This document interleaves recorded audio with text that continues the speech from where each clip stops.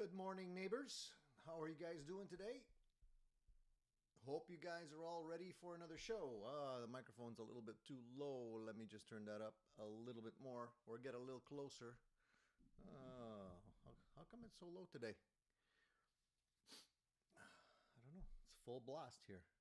Let me see if I can fix it. Hello, hello, hello. Hello, hello. Weird. Well, hope you guys can hear me anyways. Let me know if it's too low. It sounds like it might be a little bit too low now. I don't even hear myself properly here. What's going on? I didn't change anything. Let me just, no sound. Okay. One second. Let me try to adjust the sound for whatever reason. Can you hear me now?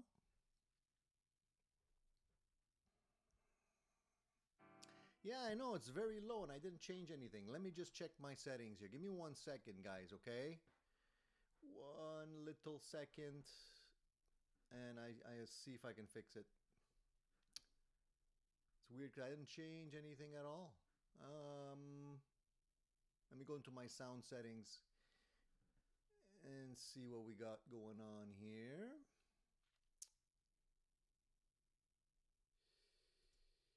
I think it might be picking it up from something else. Okay, give me a second. Give me 1 second. Sorry, guys.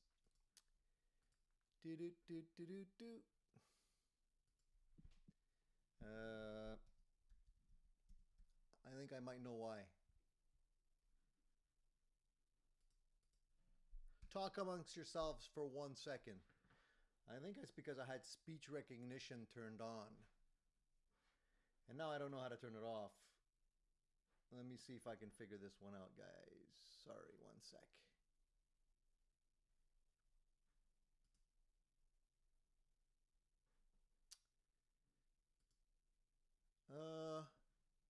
If any of you know how to get the voice control off this thing, let me know. Let me know.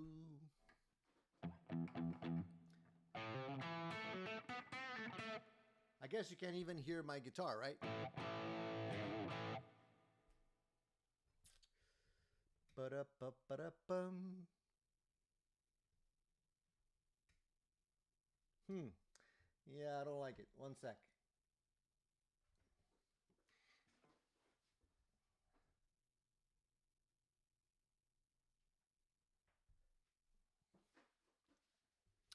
Well, isn't that a shame?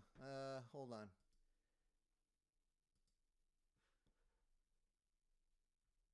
You hear the guitar. All right. Can you hear me now? Is it anything better now? Ah, man.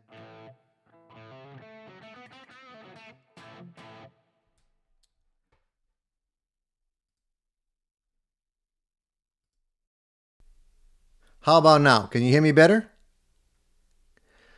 Can you hear me better? Ah, I think I know what happened. Can you hear me okay?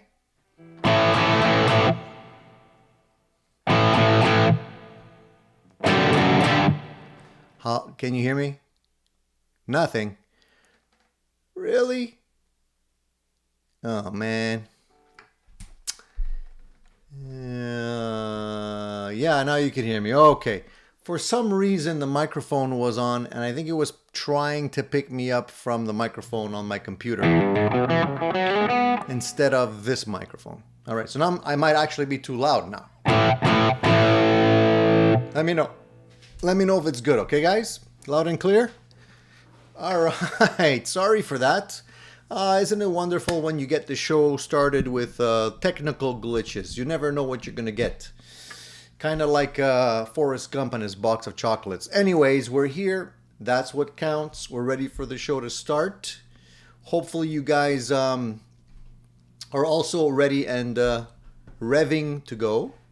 And we're going to get started. So first, I want to welcome everybody to another show, show 172. 172 shows in. Addicted to Gear, live Sunday show. We usually happen here on Sunday in the morning.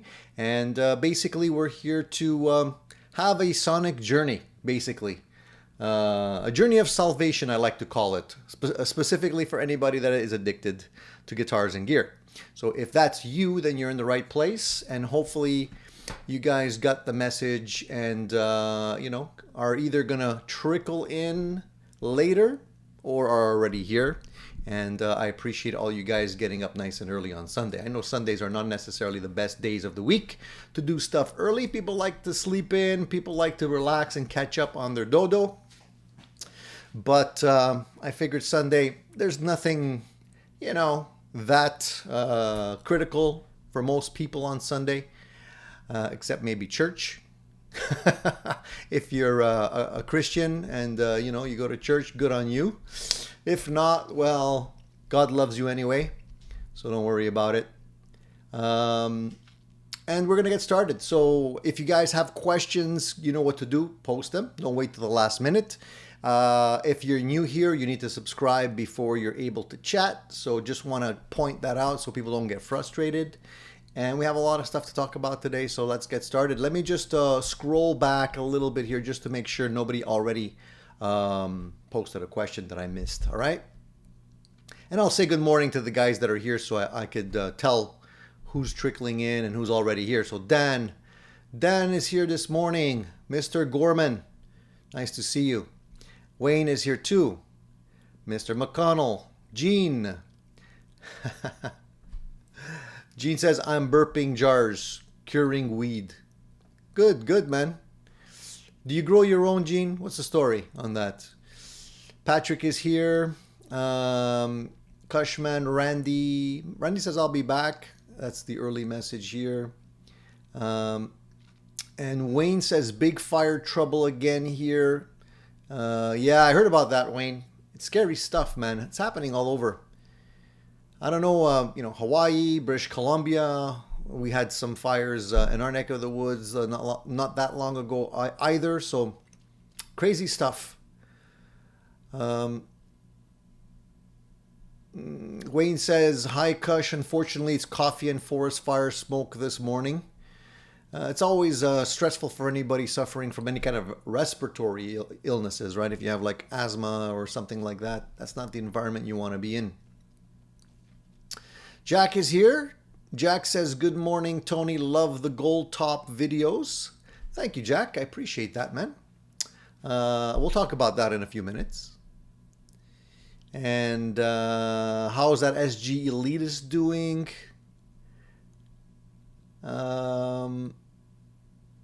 Let's see here. Okay, I'm just scrolling real quick here. Just checking to see if I can see any questions that are specifically for me. Jean-Pierre wants to know the late great Tony F. I hope I'm not late great. That sounds like I'm dead. I'm still here, man. So far. And good morning, Rico, Presley, John, Music and Gear. It's me, Don P. Gospel of Mark. Mark says he's playing a private gig this evening, getting my gear ready and watching Tony. Cool, man. Yeah, it's always nice to have your gear ready to go and make sure you don't forget anything, because it's happened to me. It happened to me just last week when I had the rehearsal. I had everything ready to go, and usually I bring a capo with me and I put it on my desk, and lo and behold, I forgot it. And it sucks because I need it for certain songs, right? So I'm halfway to the rehearsal studio and I'm like, oh man, I forgot the capo. And I could just picture it on my desk where I left it. And I'm like, then I had to urgently call my other guitarist and hey, if you haven't left yet, can you bring an extra capo? Thankfully, the bass player was on the ball and he had one. He brought it and saved the day. Actually, he didn't know I was missing it. He just brought it. I don't know why the bass player would need a capo, but it's good to know that he's got our backs. So that's cool. Turned out okay. All right, so let me just jump to the bottom of the chat here. Well, you guys are very chatty today. There's a lot of, I'm scrolling down quite a bit here. All right, so as I like to mention, so everybody knows, including the new people here, there's a few new names or names I haven't seen that often. Rex 10, Shane Walton. You know, if you're new, just a little heads up. If you want to direct a comment or question directly to me, as opposed to the entire group, just put a little question mark so I see it.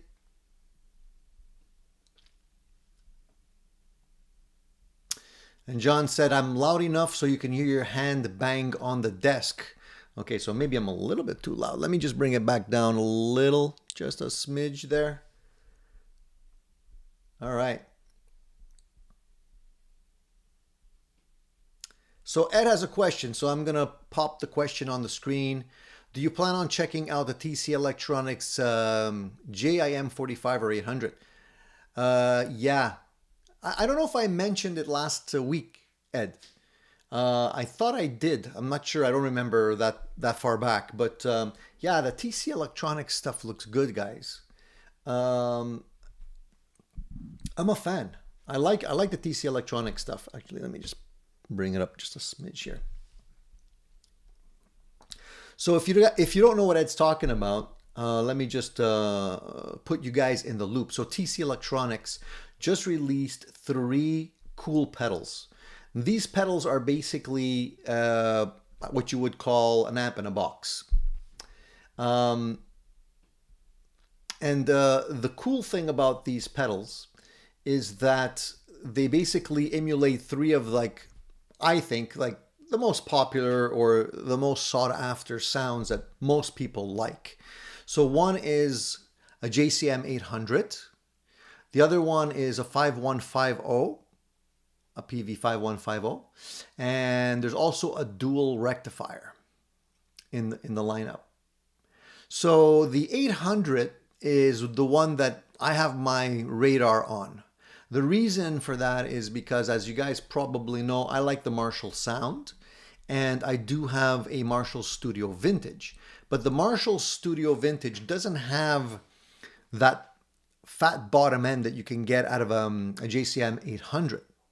So I'm thinking if this pedal works well with the Marshall sound, which I don't see why it wouldn't, it might be a great pedal to grab for the times where you just want to give your Studio Vintage a little bit of oomph, you know.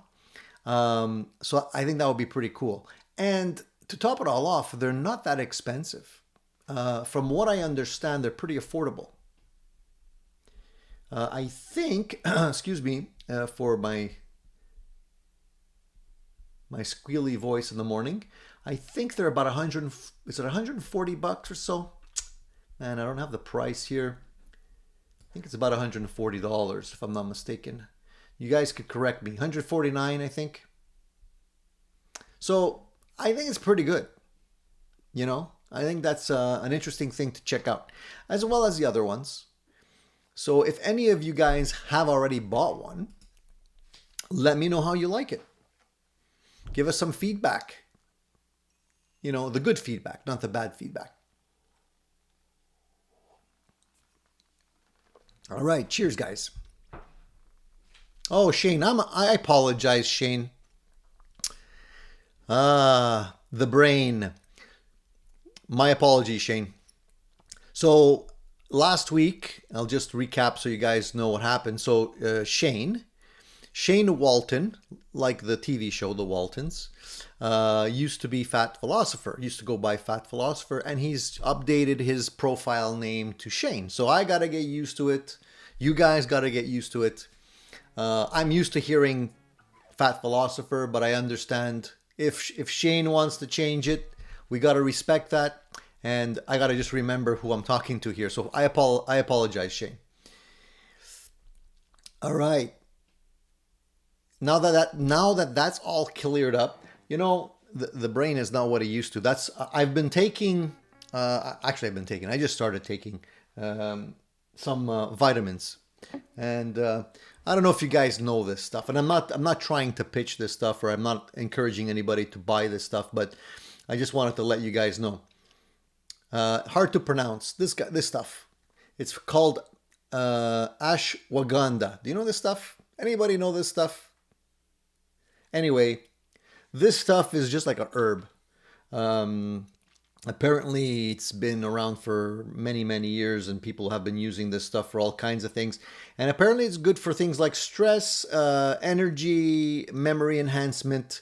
You know, I need it, as you can tell, and a whole bunch of other stuff. So I've been taking this thing, and apparently it's supposed to help you sleep. Now, I don't have trouble sleeping, you know, but one thing I noticed after taking these things is that they make you have crazy dreams. And it's like, I just started, I think it's the second time now that I took this thing. And 2 nights in a row had crazy dreams. Last night, this is a funny one, I actually dreamt I was playing Keith Richards' guitar. And the funny thing is, the setting was weird. It was in a studio, and it wasn't a concert or anything like that. And it seemed like Keith Richards was out in the distance talking to somebody, and his guitar was like on a stand by a bench, a little like, you know, chair type of thing. And for some reason, I just picked it up and started playing the guitar, but it wasn't his classic butterscotch Telecaster. It was some kind of Gibson, but not really the Gibsons that you know today. It didn't seem exactly like a Gibson. It was kind of a strange looking guitar, but it was white. And the funny thing is that the nut on the guitar, I remember I was strumming it, and the nut on the guitar was extremely thin. Like it was almost like a sliver of a nut. And I thought that was weird. And I looked at him like, strange. And I just like, that was it. That was all I remember about the dream. But I'm like, why am I dreaming about Keith Richards' guitar? It's just, it makes you think of weird, it just does weird things to you, this stuff. But anyways, I'm going to keep at it. I just wanted to share that with you guys in case, I don't know, you've tried this stuff before, and maybe it has the same effect on you. But anyway, I digress. All right, so if you guys have any guitar related questions, that's what we're all here for today. So if you, if you have any concerns, questions, you're looking at some gear, you purchase some gear, you want to share some feedback with us, stuff that you've tried, now's the time. That's what, the majority of the show is about. We do go off on tangents, and that's okay. But most of the time we want to refocus and come back to the core topic at hand, which is gear. Davis says, does Keith play 5 strings tuned to G? From what I know, yeah. He usually takes out the high E string and doesn't really use it. It's pretty cool that he does that, I think. Steve says, Tony, everyone should check with their doctor. Exactly. I'm not promoting anything here, guys. You guys do what you need to do, but I'm not a doctor, so I'm not telling you to buy anything. So I'm playing, today I got my Edwards out because I have been...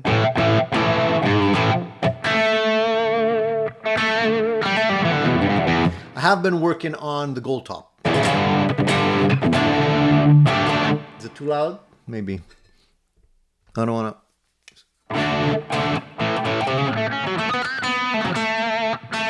And I'm playing with a Dunlop nylon 0.73 millimeter pick, which is a little bit too flimsy. This is good for an acoustic guitar, but I don't really like it for electric. It bends too much, but that's what I had lying around.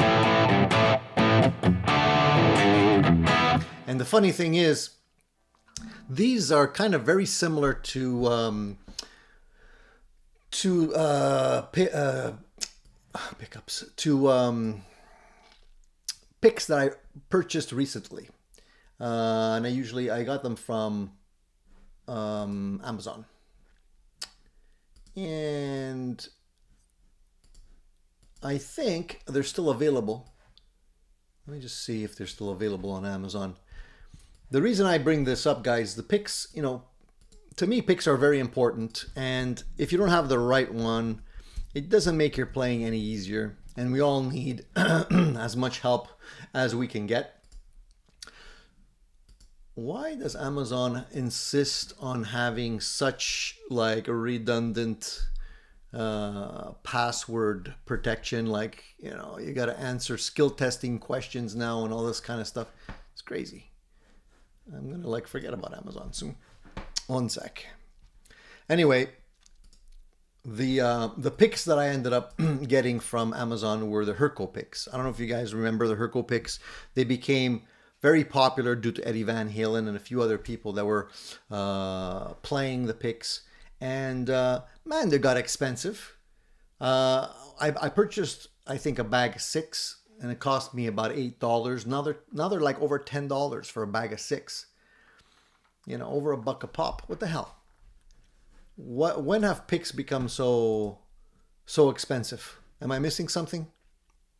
Anyways, of course, I like the Herco picks, and they definitely have a little grittiness to them. There's a little, I think it's the little nibs that's on the picks, and the Dunlop ones have the nibs too, but they don't grab as well as the Herco picks do for whatever reason.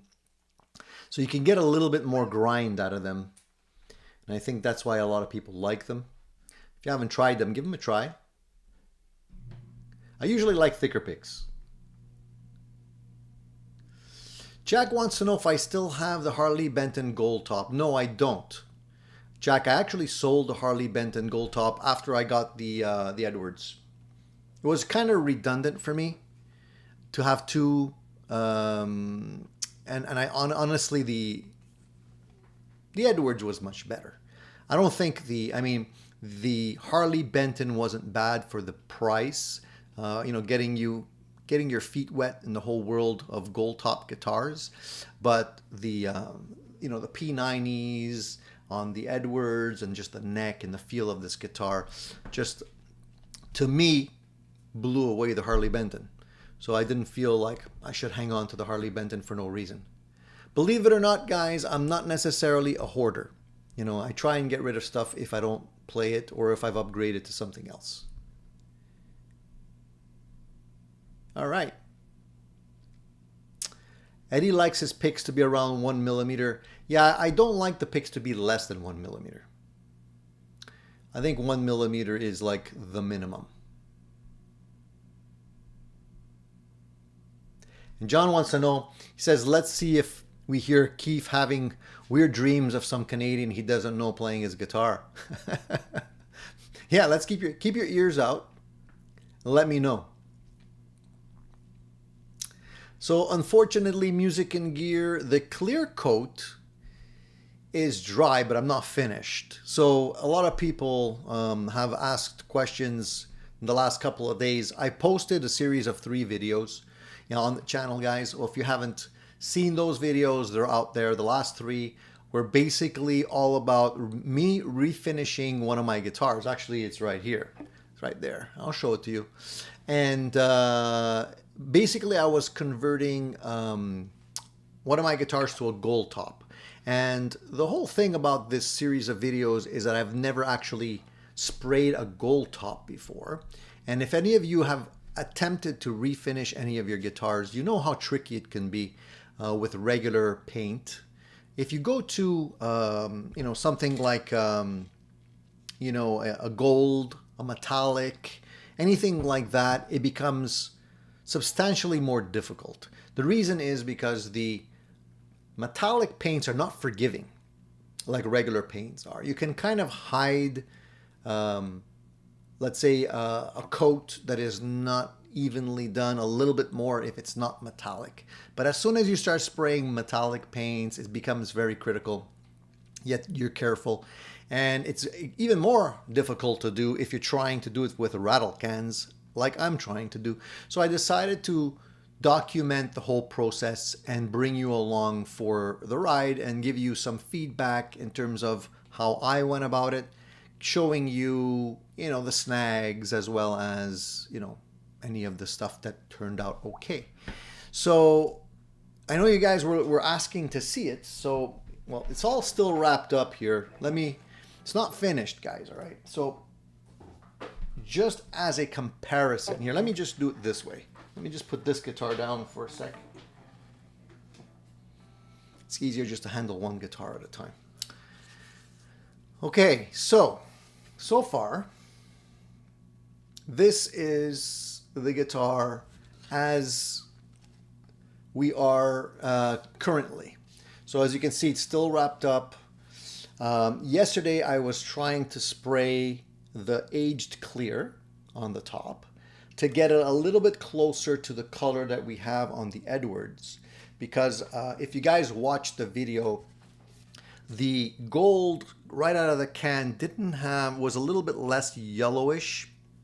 So I figured adding some aged clear to it would get it a little bit closer to what you have on the Edwards guitar. So far, in terms of finish, I haven't sanded anything yet. It's just clear coat, just the gold, actually the primer, the gold, a few coats of regular clear, and then a few coats of aged clear. I think 1.5, maybe 2 coats of aged clear. But I'm going slow with the aged clear because I don't want to overdo it. But you can see the difference here. Let me just show you the difference between this guy and this guy. Can you see? It's quite a different color, right? So I'm gonna have to darken this up a little bit more, and I'm gonna be spraying a few more coats of clear. Now I went with the heavy aged first, and now I think I'm gonna start spraying a few coats of regular aged clear. And it's very, very difficult to match gold. There's so many different colors of types of gold. So basically I'm using these Great Lake custom color. This is an aged clear, you can see the top, but this is not the very aged. This is like a lightly aged clear. So now that I sprayed a few coats of the aged, very aged clear, I'm gonna spray a few more coats of the regular aged clear. Just get it a little bit darker without going overboard. And then when I'm close enough to the color, then I'm gonna just spray a bunch of coats of just regular clear, and then let it dry, and then do the whole buffing and everything. But you know, it's a different color, and it's hard, very hard to match. But the Edwards, you know, I'm trying to match the Edwards, but if you get another guitar like a Gibson, the gold is different. It's not the same gold as the Edwards. And also, depending on the color and the lighting, as you can see from the videos that I made, like they look very different depending on the lighting that I was using. So if I look at it outside, it looks a lot different than if I'm looking at it under lights.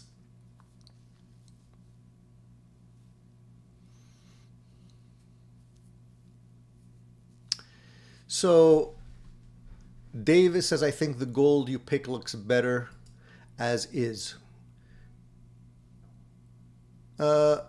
So you're saying I should leave it as is, not go any further in terms of getting it a little bit darker, Davis? I'm not extremely good with colors, guys. I think I'm partially colorblind because I'm not extremely, like my wife is way better than me. I'm matching colors. And so I think it's a little bit difficult to match. But I'm okay if it's not necessarily 100% the same, as long as it looks like a nice gold. Yeah, exactly, Mark. I think the Edwards does have a little bit more of that copper tone in it, you know. It's just a different color. It's tricky because you can easily get it too yellow, and that's not necessarily good. You don't want it to turn into like a ginger color. So anyway, we'll try and get it as close as I can, and then we'll see what it looks like when it's all put back together. Davis says it looks more authentic. I don't know. I can't. I mean, I would have to. Every picture of a gold top that I look at, Davis, even, you know, I tried to compare it to vintage guitars, and they're all different because in the beginning, Gibson was using copper in their paint, and the copper would change color, it would become green, depending on how old the guitar was. So it would start off gold, and then it would turn green. So something like this is kind of almost like a gold that has been a little bit, like a little old, like already starting to get a little bit more green in it, as opposed to this, which is actually gold. So I guess we can just say that it's a different stage in the game in terms of the aging process. Whatever. But I'm just happy at this point that I didn't mess up the finish, because I was like hoping that I wouldn't get a run, or fly wouldn't land in the clear the clear coat. I'm basically spraying this stuff in my shed, guys. I don't have a spray booth or anything like that. I'm doing this down and dirty. So it's basically the best I can do under the circumstances. And if you would see like what I need to do to get a space to actually spray this stuff, you'd be amazed that I even managed to get paint on this guitar. But I'm going to continue the process. I'm going to continue documenting it. I posted a video this morning, and that video is all about sort of the binding, scraping the binding, getting the binding to look good. A lot of people don't think about these little details, but once you spray the gold on the top, you have to actually scrape the binding, right? And the binding here is like really, I would say a millimeter and a half thick on the top. So you have to be able to get that binding to come out once again without going too far, and then scraping into where the wood color is, because then you're going to have a dark line around the binding, and that's not good. And it turned out better than I expected.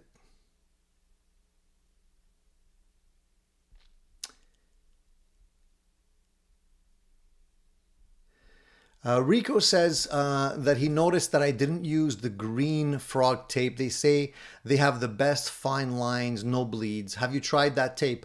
I have tried that tape in the past. I just didn't have any. So I just went with whatever I had. And I have to say the tape that I used was a little bit too tacky. Like it really was sticking very, very hard to the surface, which is not necessarily what you want to have. But next time I take a trip down to the hardware store, I might pick up some more of that green frog tape. I agree with you, Cool Tunes. Yeah, the Edwards is definitely a keeper in terms of gold top. I'm glad I snagged that guitar when I did, and I got such a good deal on it too. So I'm super happy with that. So D-Max says, hi Tony, would it be worth $130 more Canadian to go with a 2x12 cabinet with vintage 30s versus a 2x12 cabinet with Celestion 7080s? Good question. I definitely like the vintage 30s more. I would say go with the vintage 30s. I think you're going to be happier with the vintage 30s.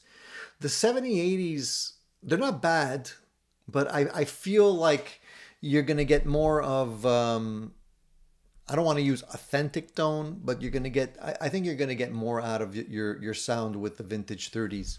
You can always, if you don't like the sound of the vintage 30s, you can always swap out your speakers later. But some people, what they like to do is they like to keep like a vintage 30 and the other speaker, mix it with something else. If you're, depending on if you need more bottom end or tighter bottom, whatever the scenario is. So, but generally, I think the vintage 30s is what I would go for. It's $130 more, yeah, but I mean, the vintage 30s are also more... more people go after the vintage 30s. So even if you don't like them for whatever reason and you want to take them out and sell them, I don't think you're going to lose your money on the vintage 30s. I think a lot of people out there are looking for them. Hope that helps, man. By the way, guys, there is a poll question out today. And if you're looking for the poll question, it's under the community tab. Some people have a difficulty finding them. Rod, thank you for letting me know your Amazon link in the description is broken. I got to check that out. Okay. Thank you for that. And Wayne says, in my phone, one looks orange, the other yellow. Yeah, the color of my camera here really boosts the colors. On the next video, guys, I'm going to actually take some photos of both guitars side by side outside, natural light, so you can actually see the color.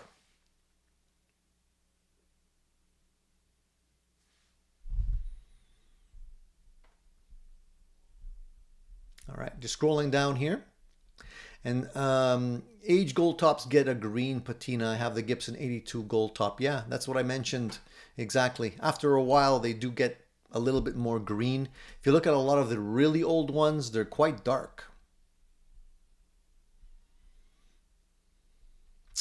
And Steven says, I worked in the color department of one of the world's best paint shop. Your gold top is much closer to the Gibson gold top than the Edwards. Really? Wow, okay, good to know. So I don't know, Steven, do you think I should stop at this point? I don't know.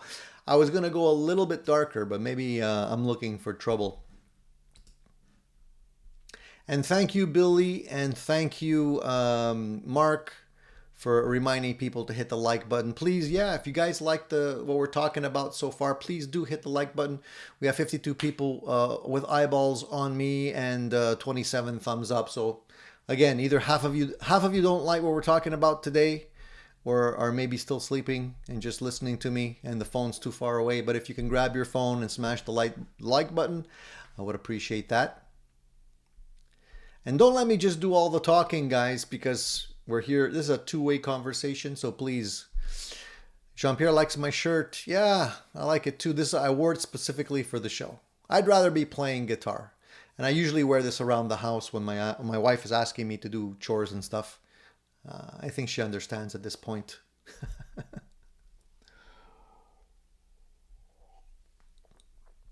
All right.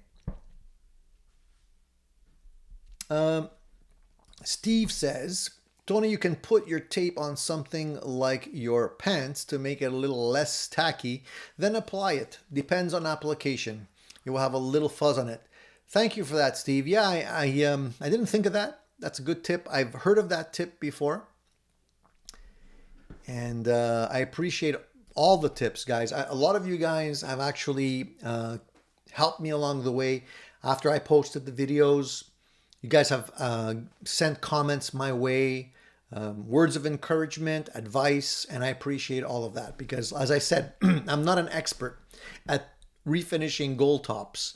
So this is actually my first attempt, and I'm just praying that it's going to come out nicely and I don't mess up a guitar. Otherwise, I have to eventually repaint it another color, which is very time consuming. And of course, I want to thank the great people over at Great Lakes for making, first of all, making these cool colors, because obviously it's very difficult to color match any of the golds.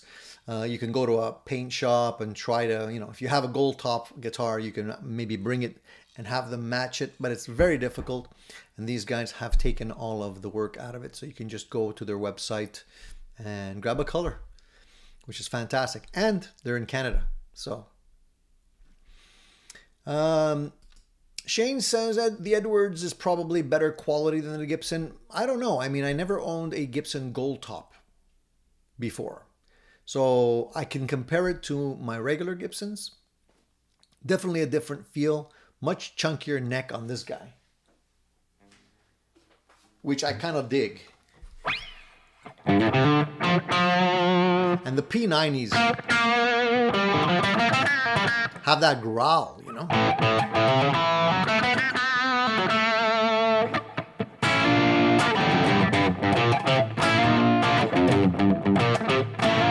They just have that nice bite, even with the flimsy little pick. All right. Hey, Keith, thank you for the super sticker, buddy. I appreciate it, man. I appreciate that. See, look at the difference. I just changed pick. Now I have this, I guess it's a Fender type pick. It's a little thicker. And then I go back to the other one. This one sounds more hollow, and this one sounds... They definitely have different sounds.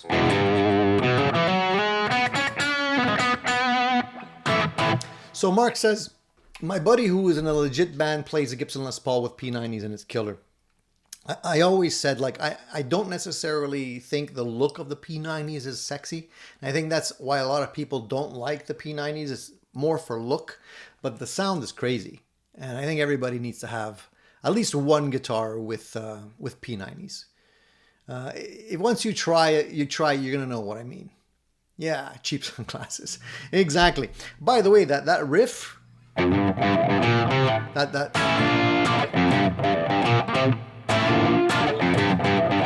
most people play it like I'm playing it, and it's wrong. So don't play it like I'm playing it, because the real one, when he does he actually picks the open string here. It goes like this. He's actually picking here. Let me get this message out of the way so you can see it. So he's actually doing. He's picking two with the thumb and the index. So when you do it like this, it's not. It's like.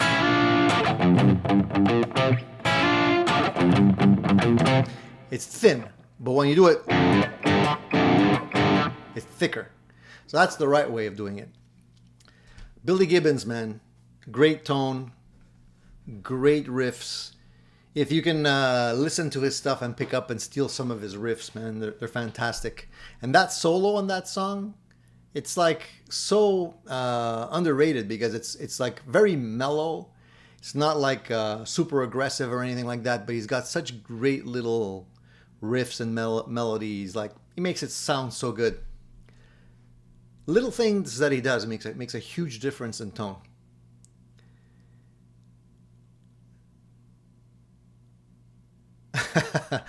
Mark says, yeah, his old band used to cover that song and I played it wrong too. A lot of people do. It's just easier to play it the wrong way than it is to play it the right way, Mark. So we go back to our bad habits, but it's pretty cool. I love listening to that guy. Anyway,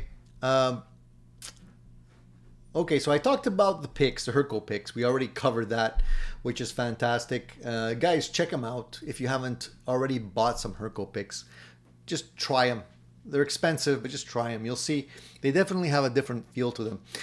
Do you guys know that you can actually have access to like a tuner and a metronome and all kinds of stuff directly from Google?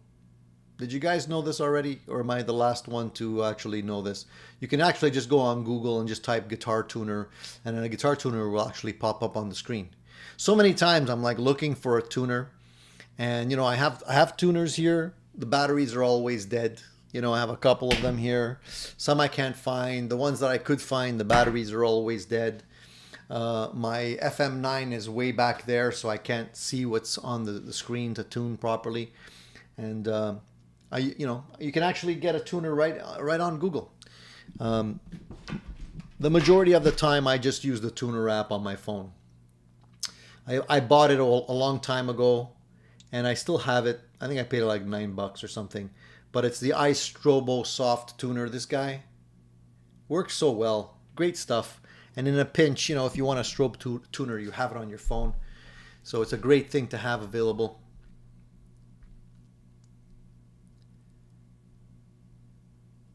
John says, I play lefty, so I have a 09Ps.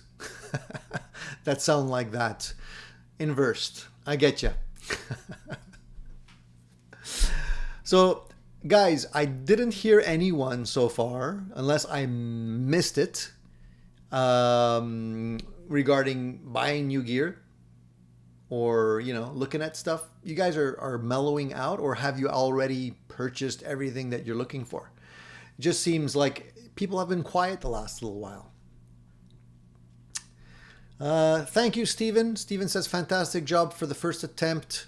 Betting it will be perfect when you're done. I don't know about perfect, Steven. but it's going to be as good as I can get it, hopefully.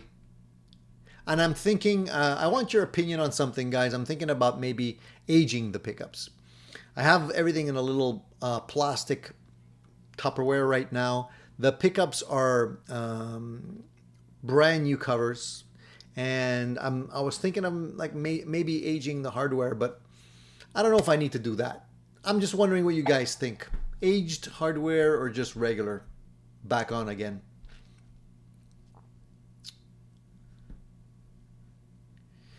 Keith said I missed it. Oh, okay, sorry. I'm going to go back and take a look. Shane said sold a guitar, bought a pedal board last week. I remember you mentioning that, Shane. How's that pedal board working out for you so far? I hope you like it. And Keith, sorry I missed it. Maybe you can repost it, or I'll have to scroll back and find it. Stealth Parrot says I need an amp for home use. Thinking Princeton Reverb. Tube, not Tone Master. Honestly, I think that's a great choice. The Princetons are great. I think they've gotten more expensive, unfortunately, but if for home use, it's plenty loud, and you can put pedals in front of it. I think you're gonna like it. I think, you know, the only thing that bothers me about the Princeton Reverb is that because they've become pretty expensive, I think they're about $1,400 Canadian now, $1,400, $1,500 around there. Pretty expensive, brand new. You know, you can definitely get a deluxe reverb used for less than that, I think.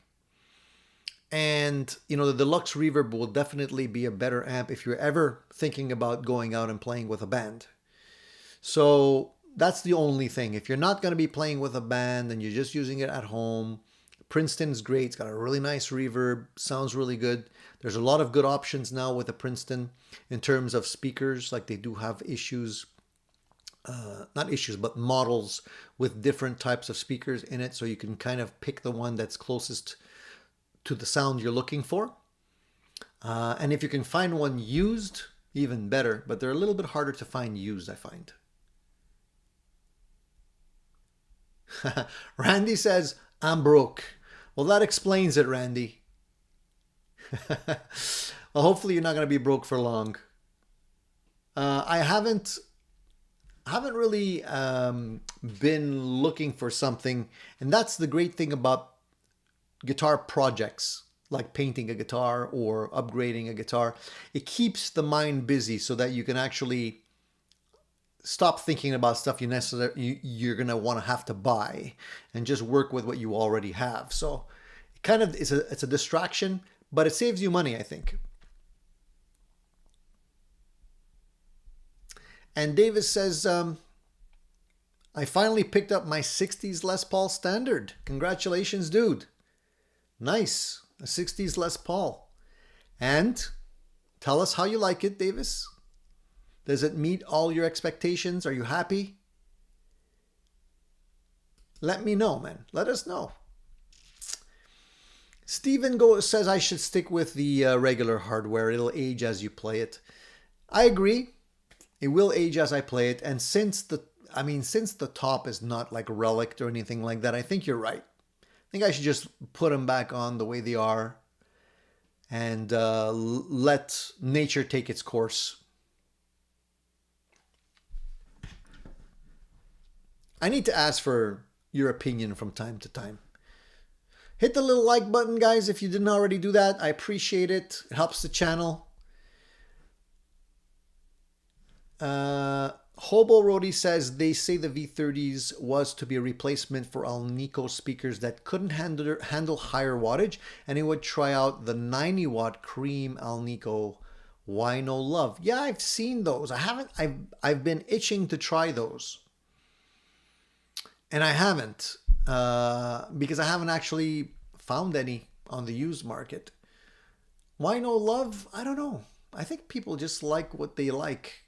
They don't like change for whatever reason. And I think if people are going for speakers, they'll either go for the vintage 30s, they'll go for the creambacks, greenbacks, you know, because that's what's out there. And a lot of people have opinions on those and seem to like those. So people gravitate to the choice of less resistance, so to speak. I don't plan on relicing the guitar, Martin. I use the Relic Strategy as a plan B or a plan C. Like if things really go sideways and I mess up big time, then I'll go the Relic route, you know, to hide the mistakes, the mess ups that I've made. But if things are turning out okay, I'll end up just, you know, keeping it clean.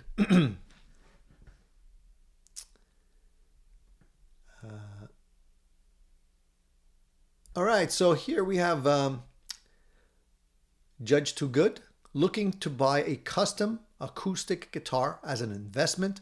What make do you recommend? So when you say custom, are you talking about like something made for you custom by a luthier?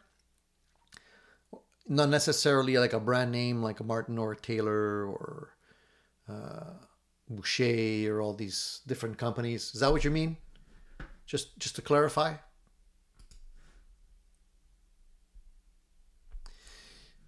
Martin's looking at pickups. Any particular brand of pickups, Martin? D-Mac is looking for a new amp, undecided but leaning Marshall or Marshall type vibe. D-Mac, try out the new Marshall that they just came out with. Sounds so good. You know which one I'm talking about. The JTM, the 45 clone, whatever you want to call it.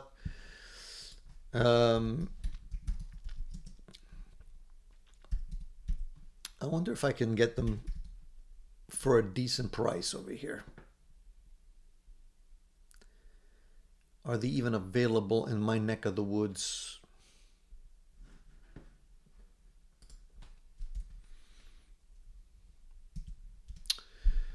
I don't know if they are. Let me go to the good old Long and McQuaid.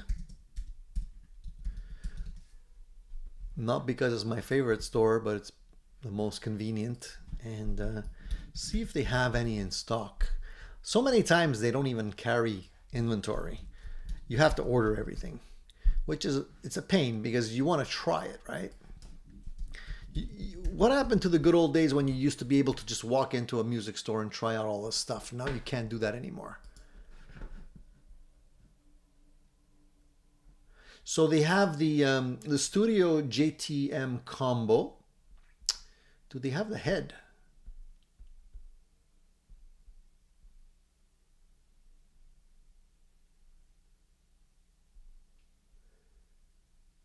Wow, it's expensive, man. So the Studio JTM combo is $1,249. It says it's in stock, but only online. And the cabinet, the ST112 cabinet, which basically goes with the Studio, is a whopping $1,049. Pretty expensive, man. And what do they have in there? They have a Celestian greenback. That's expensive for a 1x12. Wow. It's actually a J12 M65 creamback. Sorry, not a greenback. It's a creamback. It's funny because the speakers I have in my 412 cabinet behind me are the 65s. But they're the ones that were made in England back in the day. So not the Chinese repros that you get today. And they're my favorites. They're my favorite sounding speakers of all time. You can definitely get a way cheaper 1x12 cabinet and put a 65 speaker in there, Celestian 65. Save yourself a ton of money. Like you can get those Eggnator cabinets like the one I have there on the used market all day long. They're actually well-made cabinets and just put in whatever you want in there.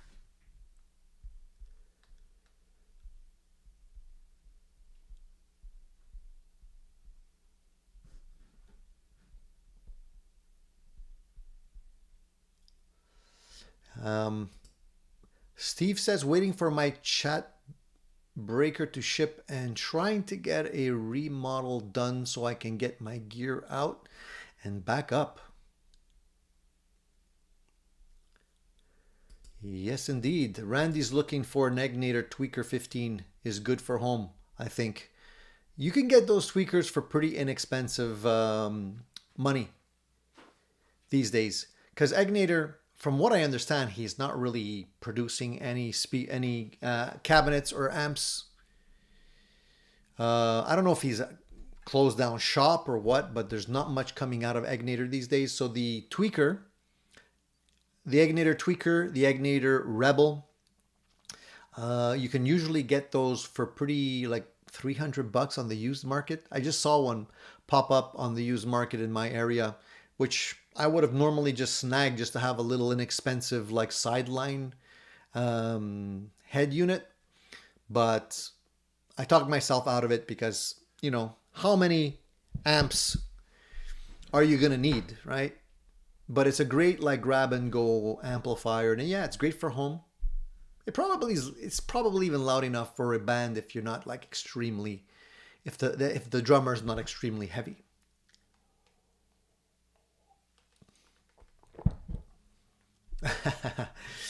So Randy and Steven have a bad case of Funzalo. I get it, man. It's okay to give your bank account a little breather from time to time. You know, you have to, the bank account has to like breathe in and then breathe out. You know, it's important. If it's all constantly breathing out, then you're in trouble. So give it a little break from time to time. Davis too. I'm broke too, but I had a deal fall to me unexpectedly. So what the F? I set it up and it's killer. Went for the faded cherry. Dude, you made the right choice. I've had that situation happen to me so many times where you're like, you know you shouldn't be buying something. Funds are low, whatever. But in my mind, something just clicks and I'm usually like, meh. You know what? I'll take the chance. I'll buy it. If worse comes to worse, I'll flip something else to sort of generate the funds to be able to pay for it. If not, end up selling it if I don't like it. So not a big risk as long as you're not buying something uber expensive. Alex is playing his Melody Maker Sunburst. This is a great old guitar, but it has a crack in the body in the front. How can I easily fix it on my own? A crack in the front. I think you mentioned this last week or maybe the week before, Alex. It's different. I would have to see like what the crack looks like because there's a crack and then there's a crack. You know, if it's just a little finish crack in the lacquer, that's usually not a big deal and you can actually fix it quite easily. If it's a crack in the wood, that's a different story. Perhaps you can send a picture to me and I can give you some advice on it, depending on what the situation actually is.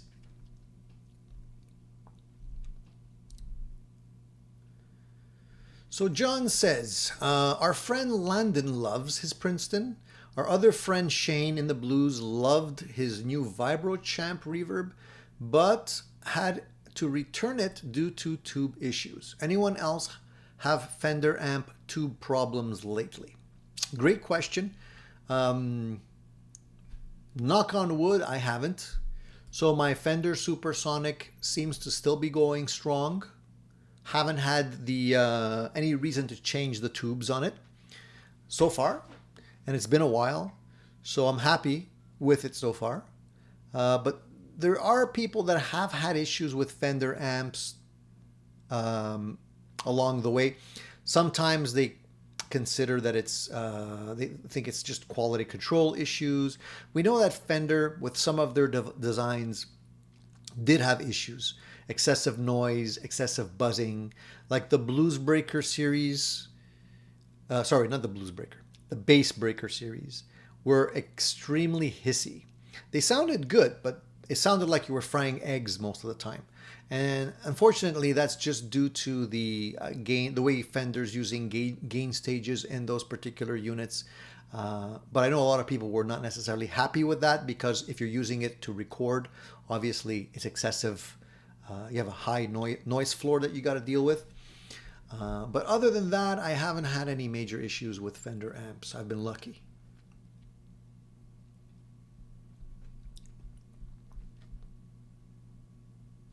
Dan says he's got the 12-inch Jensen Princeton and works perfectly. I think when it comes to Princetons, usually you have to ask yourself two things. Do you want to go with the Jensen speaker, or do you want to go with some kind of Celestion speaker that they're putting in there now? I know that they were offering it with different Celestion speakers, and a lot of people like the original Jensens to keep it authentic, you know, but it's nice to have some selection and some choice.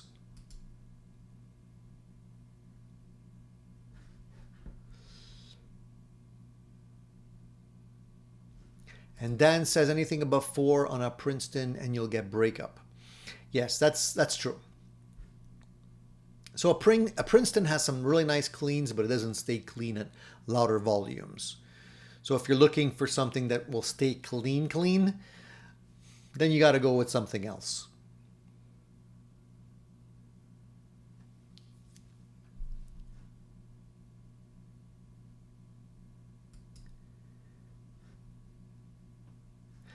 So Steven says it's a single cut sunburst, small headstock, Clusen tuners, looks killer. I'm sure it does, man. As I said, just send me some pictures of the damaged top and I'll give you some advice. More than happy to do that.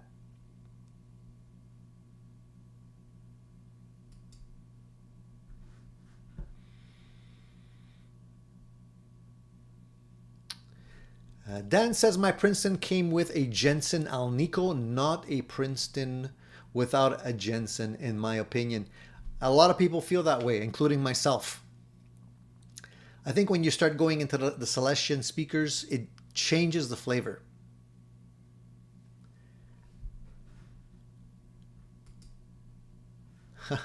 Eddie said I had a JCM 800 that was a piece of crap. Traded it for a 5150. Really, Eddie? I'm surprised. Most people love the JCMs. Why was it? Was it just like?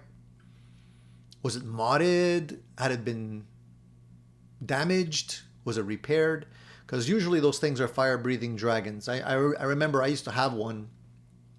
Good luck playing those things over 3. They were just so freaking loud.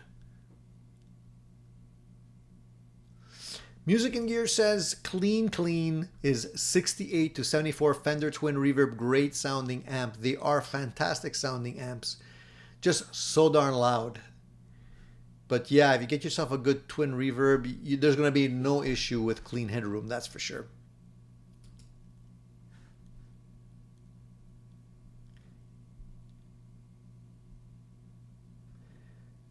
So Steven said his was an old one, double cut, double pickup over the tailpiece bridge, traded it plus $100 for my Hagstrom 12-string electric. So do you feel you made the right choice, Steven, or do you regret it? Sometimes when you deal with trades, you kind of think back and say, oh man, maybe I shouldn't have done that.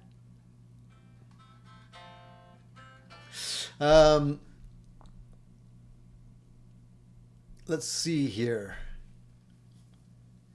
D-Max says, I saw Shane in the Blues post about returning the amp, said it sounded great, just unreliable. He added he should have gone with a tone master to get good Fender tone at lower volumes. You know, I'm not 100% convinced about those tone masters. I think when they first came out, a lot of people jumped on the bandwagon. You know, Fender did a blitz, sent them out to a whole bunch of influencers to try out, and everybody was talking about it for what seemed like a week. And now you don't really hear about them too much. I'm not saying that they're not good sounding, but all the videos that I've seen where you're playing the Tone Master compared side by side with a tube version of what it's supposed to sound like, they don't sound like the tube version. So they may be more reliable because they're transistor, but I just feel that the sound is not there.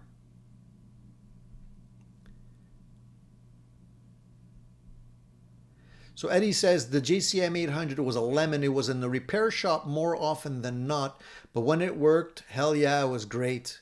But I'm surprised, Eddie, because a lot of times those JCM 800s are easy to repair and mod. So whatever the issue was, unless it had been modded so much that it was like beyond point of return, I'm sure if you got a good tech to work on it, you could have got that back to normal specs. Finished my coffee.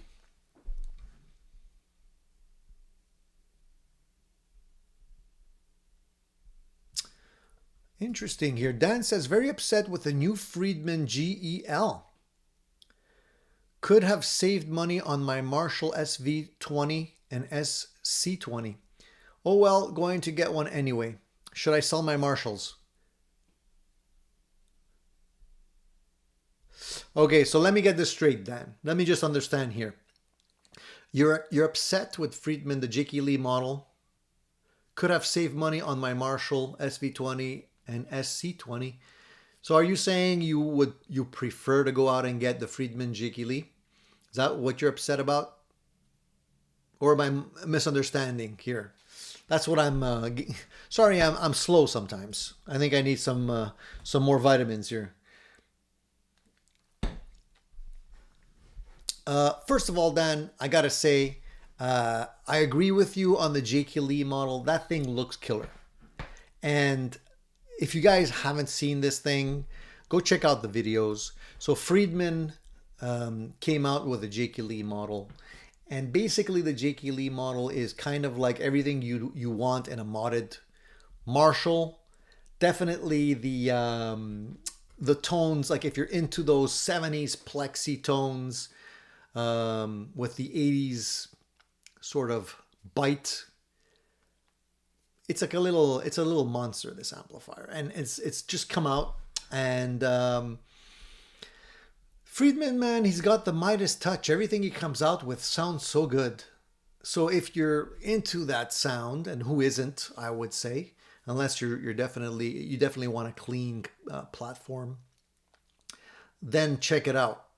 It's a small version, and yeah, Friedman's teasing us, man.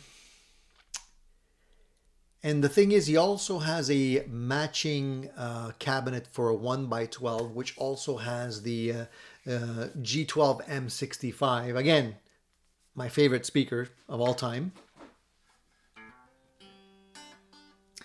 So that amp with those speakers, match made in heaven. So the J.K. Lee is selling for $1,699. And the cab is selling for $699. So that's a little bit more reasonable for a 1x12 cabinet, but I still think it's pretty expensive. $700 for a 1x12 cabinet.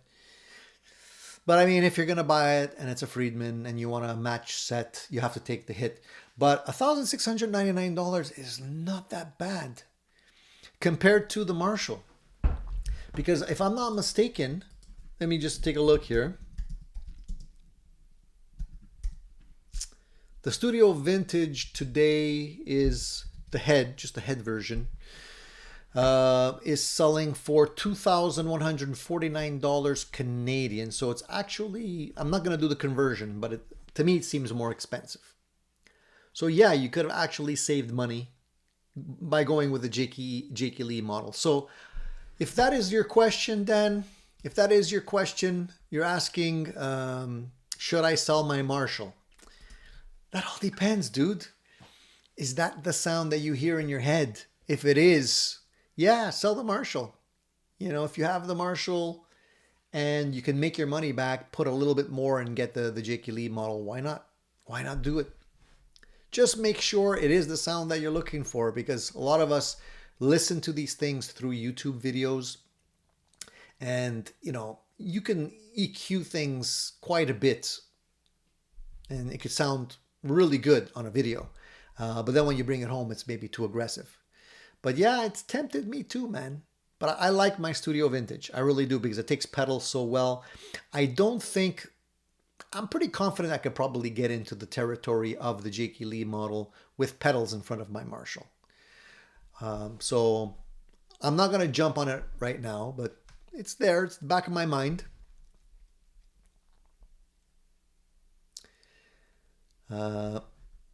Fender Supersonic 22 is a great alternative to the Deluxe Reverb, both great amps. I agree. I did a side-by-side comparison with the Deluxe Reverb and the Supersonic. Both sound great. The Deluxe Reverb sounds really good. But the Supersonic does have some features that I really like, including the effects loop, the boost channel, the drive channel, and all that kind of stuff that you don't usually get on the Deluxe. So for that reason, I kept the 22 because I just felt it was a more flexible type of amplifier.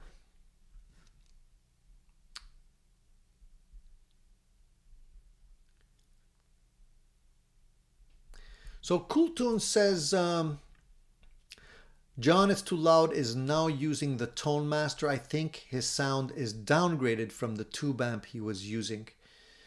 I haven't compared. I don't know. I haven't been listening to his videos recently. Haven't really noticed. But if you noticed it, I think tubes definitely just have that warmth that you lack with transistor. Just a different harmonic je ne sais quoi. There's just something that goes away when you're using transistor amps.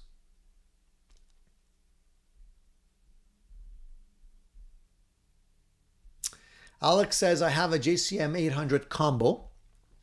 The one with 2 channels that everybody hates because they bleed into each other. But this amp is incredible.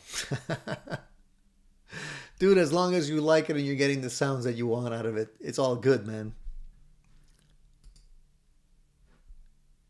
All right, am I missing any questions here? There's a lot of, I'm scrolling too slowly. I need to scroll a little bit quicker. All right, Quicksilver had a question. What string brands do people use?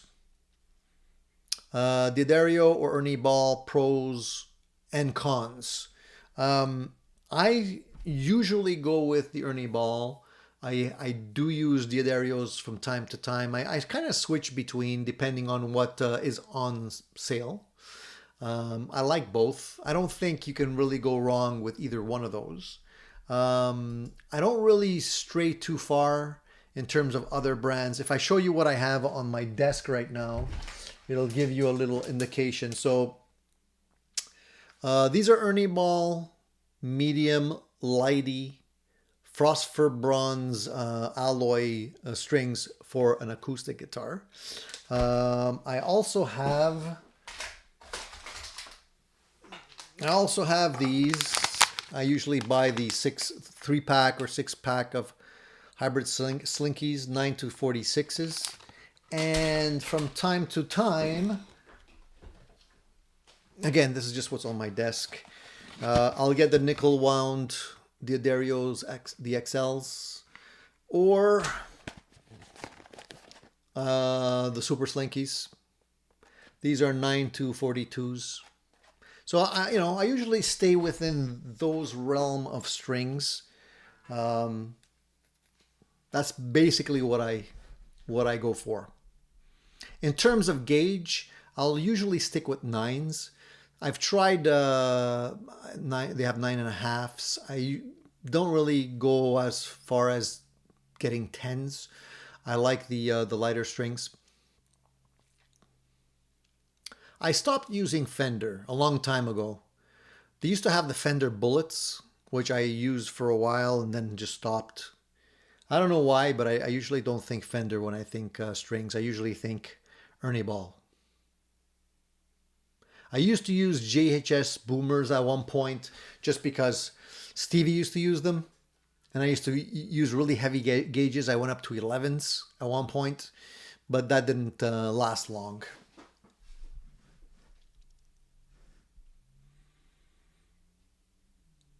Alex likes the colored balls of the D'Addarios.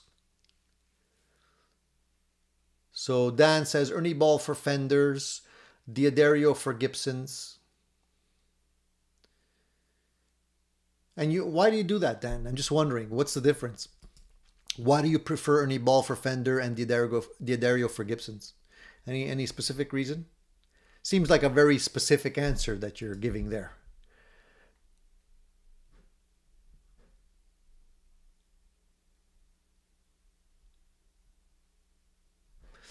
Moonshine the Light has a question here. MG30 or Amp Academy? Can I send one output to front of house with amp and IR sims and another without amp and IR sims to my first channel Fender Pro Reverb tube amp that has no effects loop? Great question. I don't know if you can do that. If you can split the outputs in terms of amp sims or not. I think it won't allow you to do that. I think you either have to do select amp sim on in the global preference or off. I'm not 100% sure, Moonshine. Don't quote me on that. There may be somebody out here that has done more fancy routing than I have, but I think it might not allow you to do that. But that's a good question. I'm going to have to check it out. I will have to check it out. I'll try and get the answer for you, dude. Maybe next week I can try it out and see. Unless somebody here has the answer already. Great question, dude.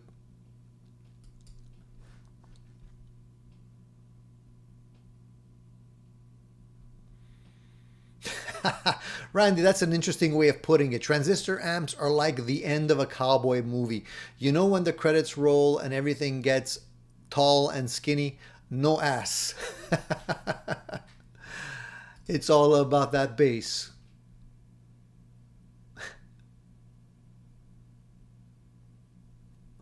Quicksilver says, don't different brands have different tensions? If so, does changing them affect intonation or setup?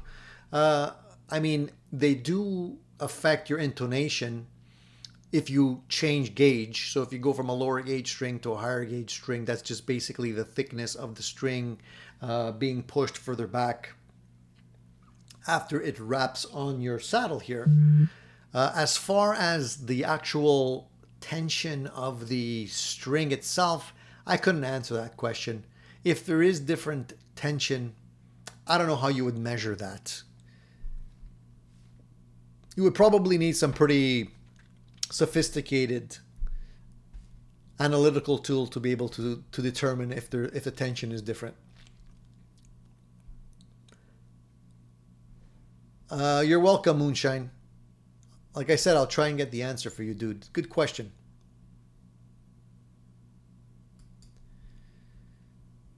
It's interesting that some people are trying to do some fancy routing work with their multi-effects units, and it's great to be able to have that. And actually, Moonshine, I don't even know if my FM9 would allow me to do that. I have a feeling it's more likely able to do it, but I haven't actually considered it. But I see what you're trying to do. You know, trying to go to the front of house with the cabinet sims on, because obviously you want to make it sound like you're miking up a cabinet, and then you don't need that necessarily when you're going through a cabinet. So I understand, but I haven't actually tried that in a live scenario. It's funny, guys. Last week I mentioned, I don't know if you guys remember this or not. I talk about a lot of things, but last week I mentioned that I was going to take the Harley Benton multi-effects unit to my rehearsal, to the rehearsal. So I have a DNA FX Git Pro, and I don't usually use that as my multi-effect, but I wanted to try it in a real world scenario with the band, and I have to say that actually disappointed me. I wasn't expecting it to disappoint me, because I was getting some good sounds here through my FRFR speaker. I usually go through the multi-effects whenever I program my sounds so that they don't change all that much. But for whatever reason, when I brought it to the rehearsal and I was playing the sounds at much louder volumes, it didn't sound good. It didn't sound as good, I should say. So I have a feeling that for the time being, I'm probably going to go back to my Valaton as a small portable unit when I don't want to bring my FM9. But I was a little disappointed. And I don't know if something's up with my FRFR speaker, because it got extremely hot. For the first time, I didn't feel I was playing it that much louder. But it was hot, man. When I saw, like, you know, when you're in the desert and you're looking at a road and you see like the mirage kind of, you know, the air kind of moving around in the heat. That's what I was seeing coming off my FR speaker. I put my hand on it. It was freaking hot. And I'm worried because I have a feeling that it's not going to last long. I have a feeling that's going to crap out on me, because anything that gets that hot is not good. And if it does die on me, I'm going to be extremely disappointed, because I spent some good money on that head rush. Already one of the two channels seems to have a little ground issue. There's some kind of a sort of a buzz happening. So I use the other channel. And now with that heat, for me, I think it's just a matter of time before it blows up on me. I hope not. Keep my fingers crossed, but I'm not getting the warm and fuzzies. And I'm looking for other alternatives to see whether or not there'd be something else I can grab if that unit dies on me, if it goes tits up on me. But the only other thing that I can see that's out there, and it's not nearly in the same price point, is the Friedman FR speaker, which is over $1,000. So I'm hoping it lasts a little longer. I hate when that happens. It's just like so frustrating. And you know, the other thing I noticed, and this is something that you guys might not realize, but so I have these cables, right?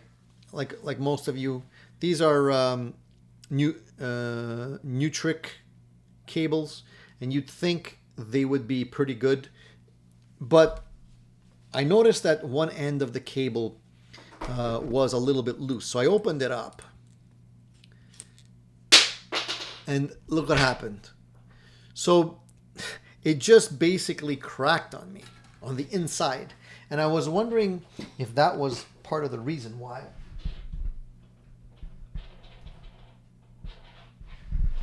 Sorry guys, I had to pick up the piece that broke off. I was wondering if that was part of the reason why I was getting the ground issue noises, because look, it basically you have the ground sleeve, this little thing that's actually welded or soldered to the wire that just came off, and it's basically just attached like this, right? It's a one-piece thing. This cracked and came apart. So that's no good. So I'm gonna have to. I bought some newer ends for the wire, because the wire itself is good, but I'm gonna have to be doing some fixing. And if I'm gonna do that, I'm gonna check the other ones, because I think most likely they have the same issue. They might have the same issue. So yeah, it's like, you know, you can't rely on anything anymore. I'm telling you, everything's like starting to fall apart. It's a real pain. Anyway, now I'm all tangled, guys. Give me a second. Oh, Lord. All right, there we go. So last week, I'm just getting untangled. Last week, guys, I talked about how I felt that the wah pedal was not getting much love these days. There's not a lot of artists that have that are still using wah pedals, apart from maybe Kirk from Metallica. But I dug out my wah pedal. I got it here, and I decided I'm going to put it back on my board. This is the wah that I like to use. It's a Mick wah. I don't know if you guys know this brand or not. Do you guys know this brand? These are great. Highly recommend these guys if you have. And I think it's actually signed on the inside. Is that? Am I seeing right? There's something on the inside. It's a signature. Yeah, there's a signature in there. I don't know if you can see it. Top of the unit. These units are really great.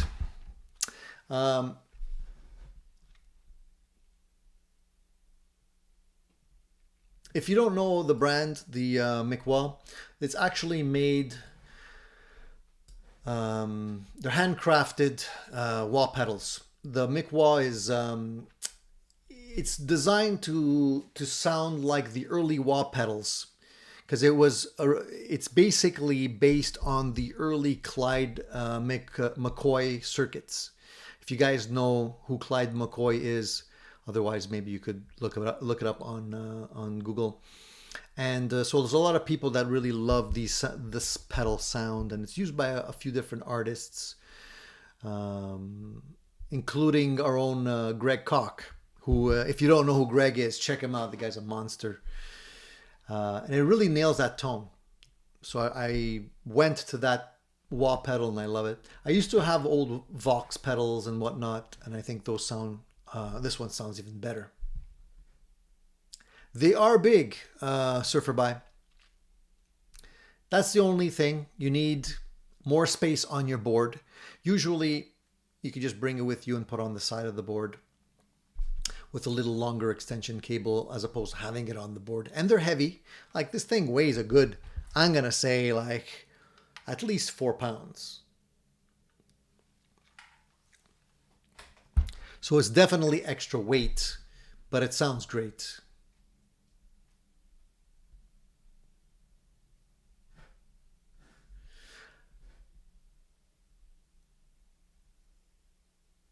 Hey, did you guys hear the story? This is a funny story. John says, if you plug a McWah into a combo, do you get free fries and a Coke? You should get free fries and a Coke for the amount of money they're charging for these things. But good is good. And if you want something good, you got to be ready to pay for it, unfortunately. Vox wants to know if getting a Behringer wah, would it be usable? Obviously, C username probably should get a Vox. I think Vox is probably the way to go in terms of tone. I think the Vox sounds pretty good. In terms of durability, I think the Vox is probably good as well. So yeah, I would probably recommend the Vox before the Behringer. I know some people go the Behringer way because it's less expensive, but trust me, I think you're going to be happy with the Vox. Surfer By says, Greg is a monster. He's out touring now. I'll see him in Boston again this fall. Catch him. I would love to, man.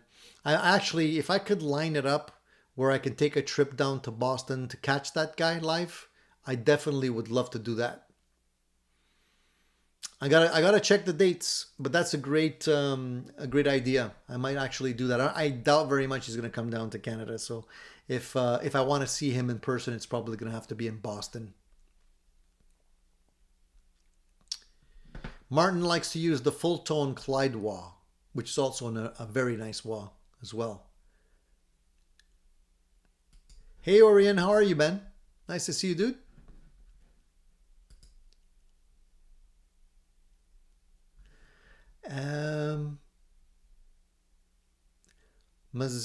Eddie says, don't know how to do links, but you can Google pig hog cables. All right.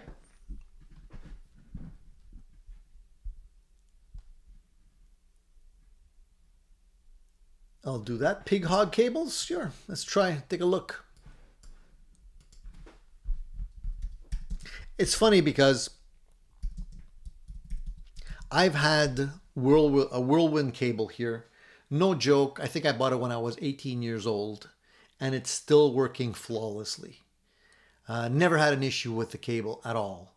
And nowadays you buy these pretty expensive cables and they crap out on you like so fast. So the pig hog cable, they have different ones. You could get them on Amazon here, 37 bucks for a 20-foot cable. All right. Not unreasonable. Thicker cable. So you recommend them?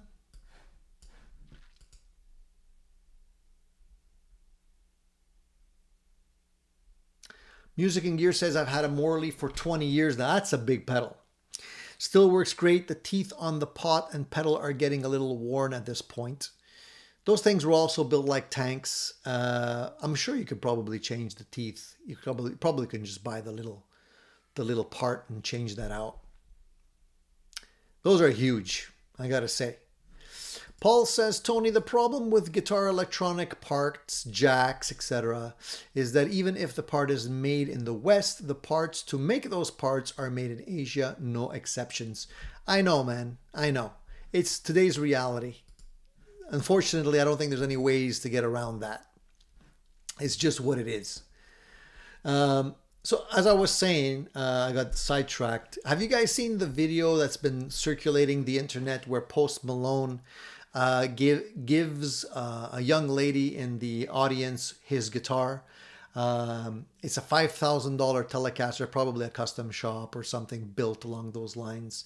And so he's interacting with the audience and a young girl and her mom. And I think the mom says, you know, can we have your guitar or something like that? She was probably joking when she said it. And he was like, sure. And he goes and get the guitar and he brings it to her and he's like, I'm giving it to you, but this is a $5,000 guitar. I want you to take care of it. Promise me you're going to take care of it. And he actually gives it to her. He actually even signs the guitar before giving it to her. So I wonder how long that guitar is going to take before it ends up on eBay somewhere. I don't know if the girl's going to actually play the guitar. Apparently she doesn't even know how to play guitar. So that's a really nice gift to receive from, you know, the artist that you love so much. I'm curious what's going to happen to that guitar. I wonder if there's going to be a follow-up video at some point. But anyways, if you haven't checked it out, just check it out. Just type up Post Malone gives away guitar or something like that. You'll see it. Yeah, it's pretty sweet, man. You know, I mean, I don't think it was set up. Alex2112 says she just sold it. I don't know. Did she? I hope not, man. He forced them to pinky promise. He gave them the pinky promise. Like, you got to promise me. So it's $5,000. It's a $5,000 guitar with his signature, an autograph on it. Probably worth more than that. So definitely something to hang on to. Alex being mean. He says Post Malone adds about 50 cents to the retail price. Be nice, dude. Come on. A lot of people like Post Malone. Quicksilver says, I think the same happened with Dave Grohl. He gave a kid his ES335. Yeah, and it's a nice guitar.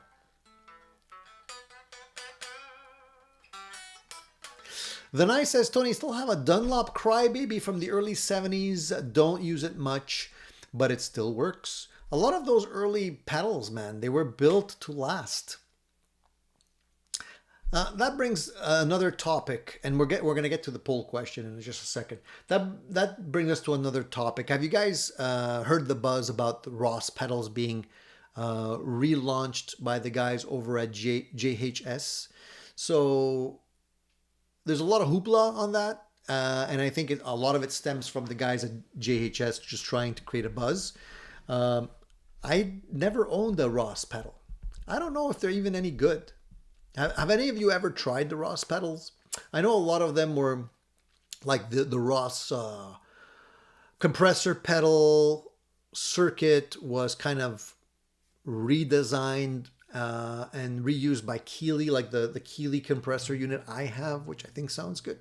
But I don't remember ever owning a Ross pedal back in the day.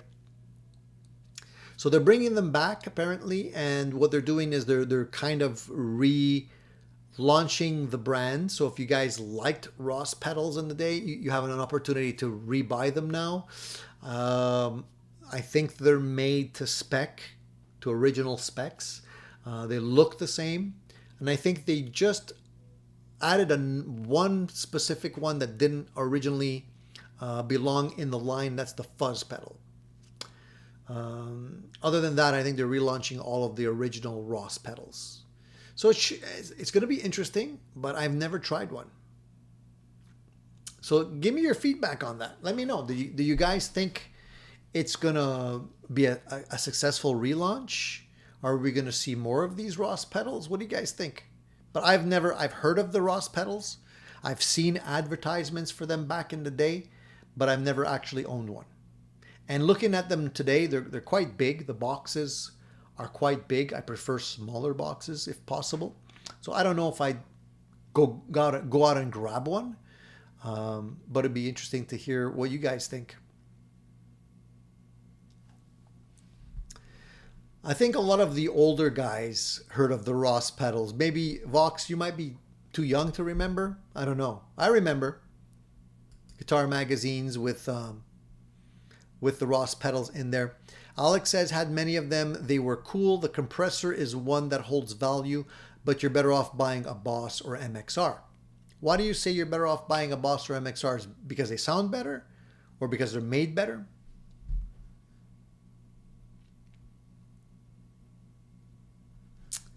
And John says, I never even heard of Ross pedals before. I saw 9 videos all released at the same time in my YouTube feed. Yeah, because like I said, the guys over at G.A.S are, they're like the Oprah Winfrey of pedals now.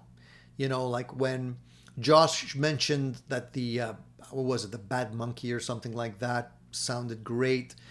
Everyone went out and bought them. He mentioned stuff about certain pedals a couple of times, and there was a run on those pedals and the prices skyrocketed. So he definitely has influence on a lot of people. So I guess re-releasing the Ross pedals for him is a good move since he's going to make some money at it. And of course, you know, the marketing machine is already working on it. That's why you're seeing all these videos. He even made a documentary on the original Ross pedals that I watched. It was interesting just to get some history on that. But I don't think I'd be like in line for those pedals at this point. So I just was wondering, am I missing something?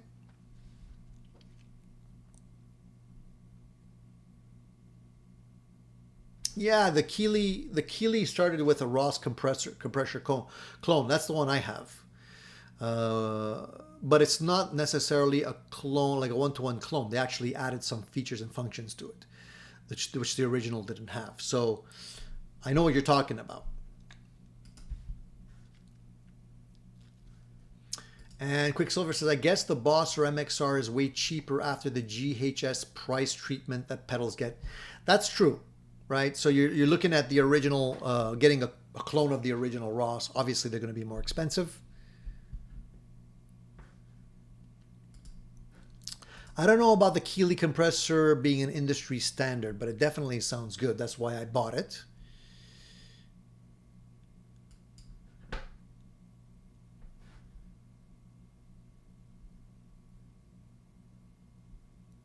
And Music and Gear says their S3 pedals are nice for the price. I don't know if Ross makes a Tube Screamer clone. I'm not sure if it's meant to be a Tube Screamer clone or their own thing. Like I said, I don't know too much about the Ross pedals. I'm trying to learn as I go. But it's interesting that, you know, it's all coming out now. So, by the way, if you guys didn't see, Harley Benton has released some new colors for their CST 24s and the CST 24Ts model of guitars. I don't know if you guys remember this. I did a review of one of these guitars way back, and it's basically their version, I guess, of the PRS model, sort of like the poor man's PRS. But they're quite popular models. The CST models are nice, and they've come out with a couple of new colors, new finishes to these guitars. So they have amber stripes, which is kind of like a flamed amber, purple burst, and vintage sunburst. And I think a lot of people like these guitars. It wasn't a terrible guitar, I remember. It played nice, it felt nice. And for somebody who can't, doesn't want to go out and spend $1,000 on a PRS, overseas model or something like that, then you can grab these things for I think under 200 or 250 pounds, if I'm not mistaken, which is pretty inexpensive and a good modding platform. So if you've been holding off and you want to get one, and you maybe prefer to go with the vintage sunburst or some other color that they have, now's an opportunity to do that.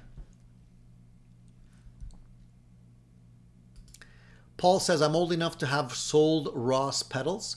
They were the American budget pedal and sold poorly. Yes, the comp had a small following, but they were considered dumbed down. The new ones are mediocre too. So are you saying that basically G.A.S is just like reviving the name for sentimental reasons? Some people might want to grab one because they think they're vintage inspired, and you know the old saying, if it's vintage, people automatically think it's good, which is not always the case. So it's going to be interesting to see what they're going to do with it, and maybe they'll expand it too. Maybe they'll start off with relaunching the originals and then maybe come up with other flavors. I don't know. Quicksilver says, yeah, I saw that, but still using roasted Jatoba fretboards, which look more like roasted maple, and I've always disliked the headstock design on those ST models. I agree. I don't like the headstock also, and I do remember when I was reviewing that guitar, and the review is in my videos if you guys want to check it out. Yeah, the fretboard left some residue on my fingers, so it's kind of like it was tinted or dyed with something to make it darker, and I would have like some like color on my fingers.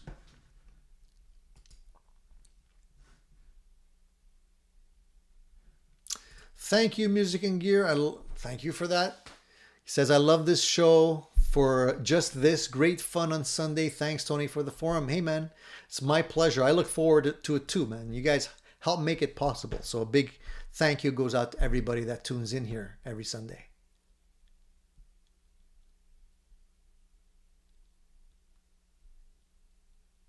Gene says Jeff Jarrett is the wrestler who breaks Fender guitars over his opponent's heads. Anyone need a Fender? And Dad says, I wanted to ask you about your Marshall. Sure. Which I really want, but wrestling with the outrageous price. Have you tried to tame the output tubes through the effects loop? All right, so Dan, I agree with you on the price. The price just jumped up on this thing. And again, I didn't buy it new, I bought it used, and I got a great deal on it. So already when I bought it originally, I paid less than market value, and then the prices just shot up after COVID and all that kind of stuff, and the prices just, it went up. So in a way, I'm making money on that thing. Have I tried to tame the output tubes through the effects loop? I didn't, because I don't feel like it needs taming. I think if you jumper the high and the low and get that right, it's going to be loud. You can always use some type of attenuator if you really want to bring it down. But if you jumper the high and low, that's where the adjustment really makes a huge difference. You can tame it right there. I think it does have a lot of highs. A lot of people will overdo the highs on that volume. Just bring it down and get the volume the way you need it to be first, and then adjust it from there. With tubes, you can get all the saturation that you need without necessarily having to crank the amplifier.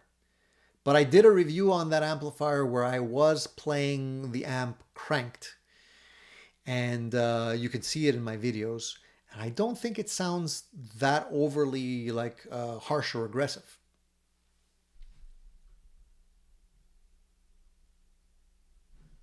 I hope that answers your question, Dan. Quicksilver says, do you consider the hardware on current Epiphone guitars good or good enough? Any pressing need on upgrading the hardware on inspired by Gibson Epiphones?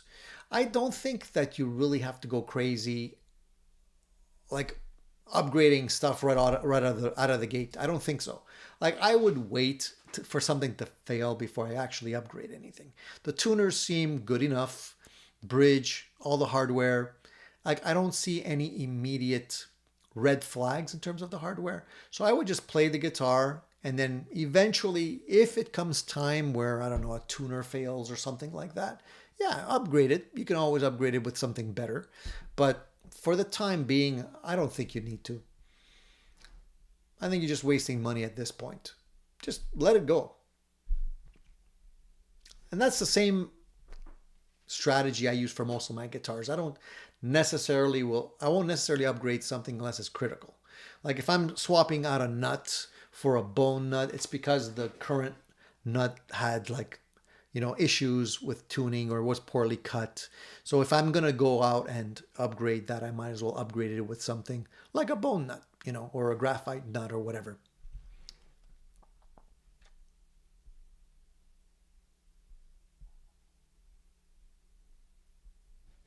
Cushman said, I got a bad monkey, had it forever.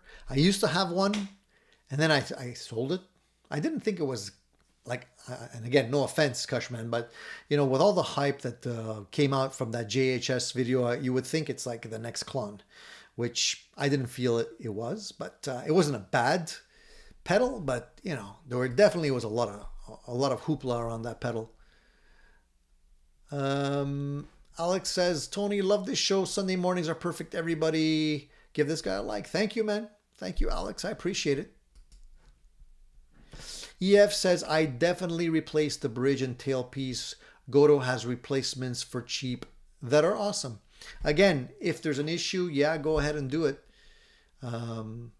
Otherwise, hold off. Thank you for the likes, guys. Thank you so much. I appreciate that. Let's look at the poll question, shall we? Because I've been yapping for almost 2 hours. So let's jump to the poll. So give me 1 sec here. If you guys still don't know where to find the poll question, it's quite simple. You go to my channel, and in the channel there is the community button. Click on that and you should be able to see the poll there. If you can't see it, I don't know why you wouldn't be able to see it, but it should be there. You should see it under the announcements and all that. Just scroll a little bit there. So the poll question today is a little bit funny. I hope it's funny. It says, at which stage of gear/guitar addiction would you consider yourself at currently? So where are you in terms of the 1 to 10 gear addicted scenario?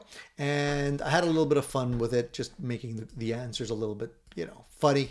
And the question, the choices are this. So novice strummer, just starting collecting gear, and I'll actually go in order of response. Okay, so the number 1 answer is shred overlord.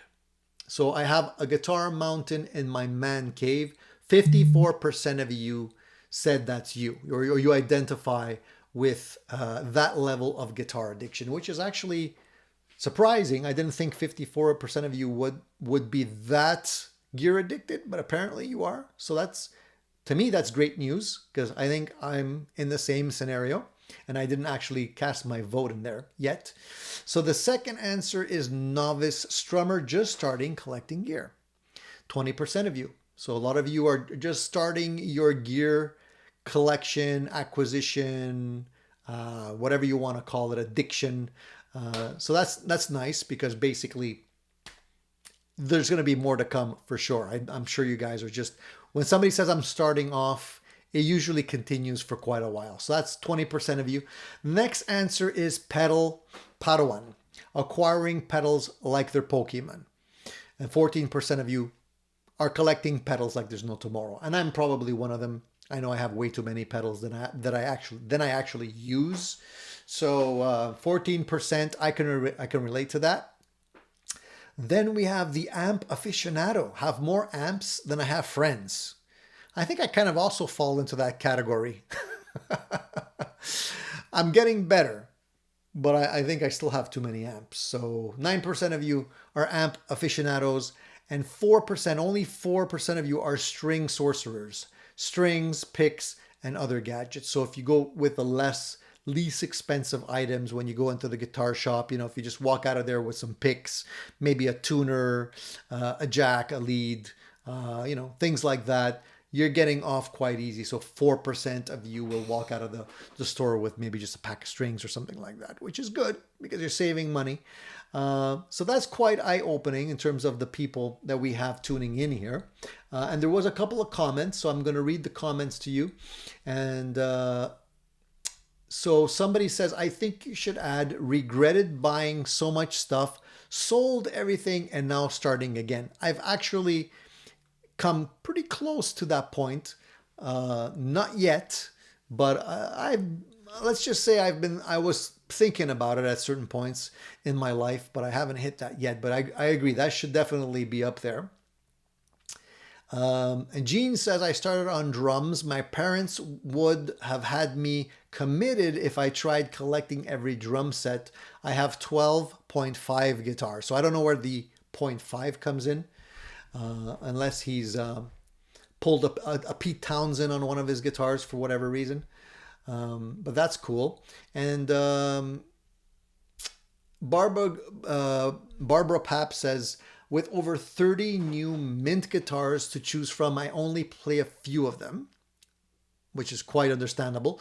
It would cost me a fortune to keep fitting new strings on them, not to mention time. No pedals, I just don't need them, as I only play clean with a tape echo through a Roland JC40. I have other amps under dust covers. I found what I like, and it keeps me happy. So I'm happy for you. Because if you're happy, I'm happy. I know the feeling when Gene says 0.5 is a uke.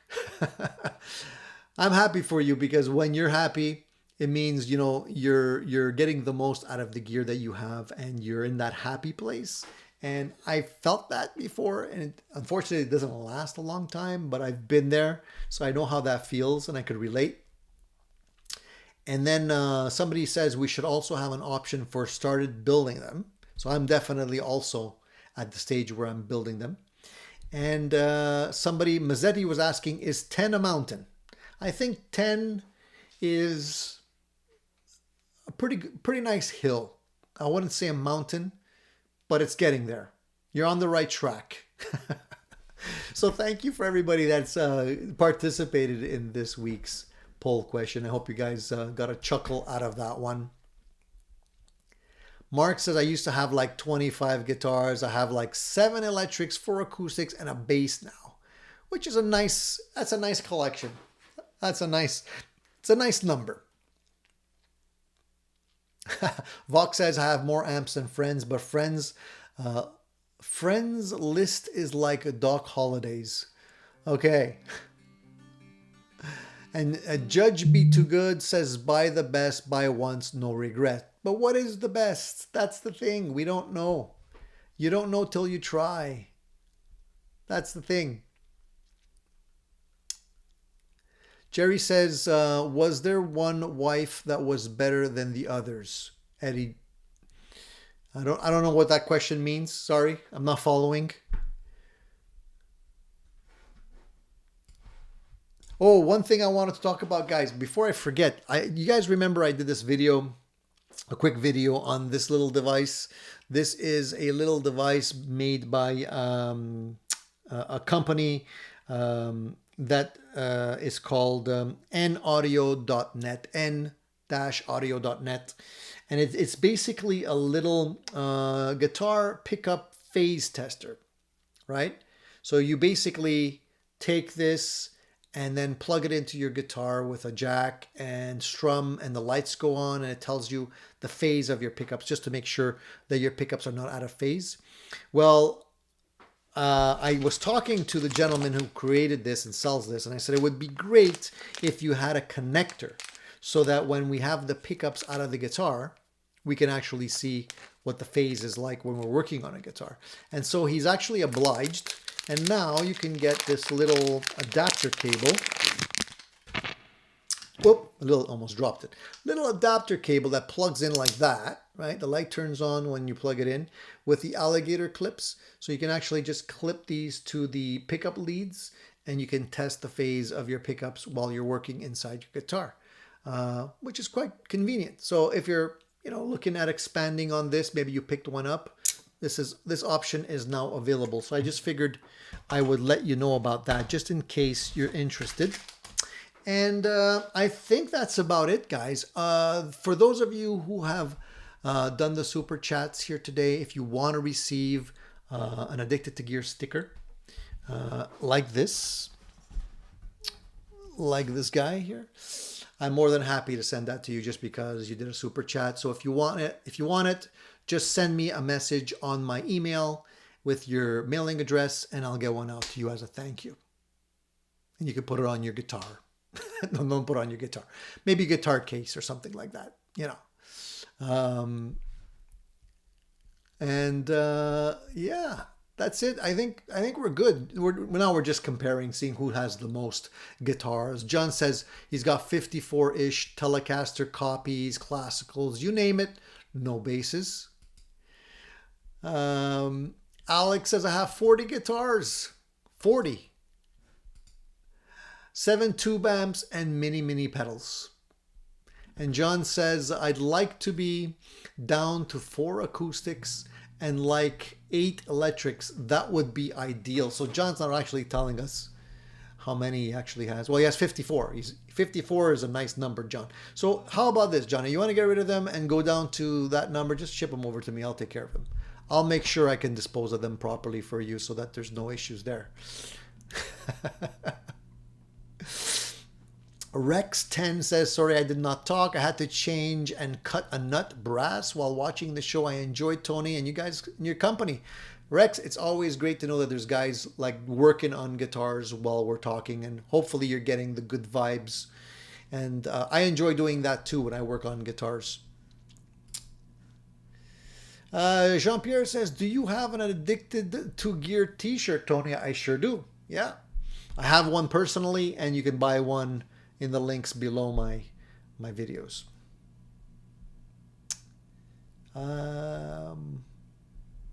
Thank you, Alex.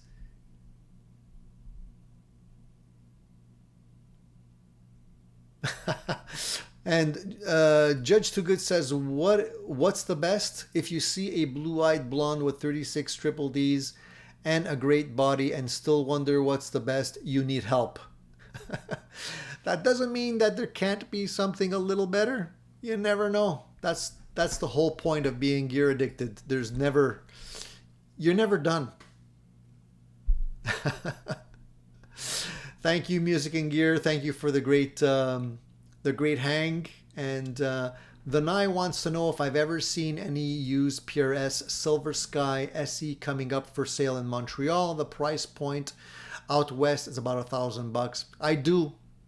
Actually, the Nye, if you look at, I forget if it's on Facebook Marketplace or if it's on Kijiji Montreal, but you can definitely, I think there's one listed right now. And I think the price point is always going to be around $1,000. I think that the days of getting those guitars for about 800 is kind of come and gone, unless, you know, the economy keeps dipping or whatever. They might go down maybe towards winter time or something like that. But yeah, they're still about $1,000. Alex says, give me Anita Strauss and I'm happy. And with that, I'm going to leave you guys and hopefully allow you to go and practice your guitar. I'm going to be going and work on my refinish project here. Hopefully it's not raining anymore. It's overcast, but that's okay. I'm going to spray a few more coats and see how far I can take it today. And work on the follow-up video because that's underway as well. So that one will be posted. So stay tuned for that as well.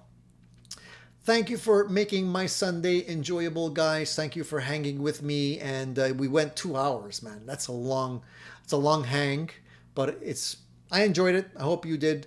Again, please consider giving the channel a thumbs up, not only here on Sundays, but also the videos that you see as they pop up on my channel as well. Have a great, wonderful Sunday. Stay safe. Work on your guitars.